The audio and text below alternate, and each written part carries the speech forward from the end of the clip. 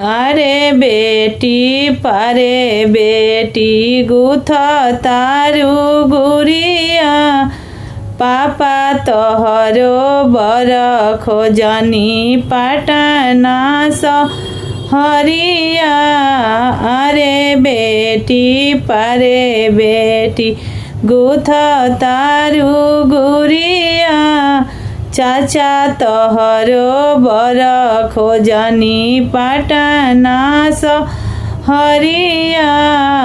आइए खोजनी बिये खोजनी खोजनी कमलेजिया आजू बेटी हो खतारी राजा घर के रनिया।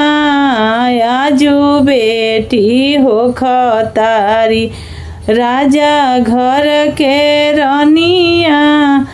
अरे बेटी पारे बेटी गुथ तारु गुरिया भैया तोहरो बर खोजले पाटना सहरिया।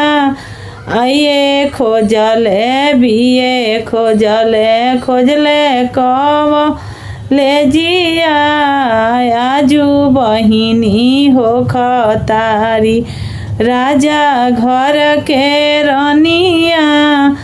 आजू बहिनी हो खतारी राजा घर के रनिया। अरे बेटी पारे बेटी गुथ तारु गुरिया।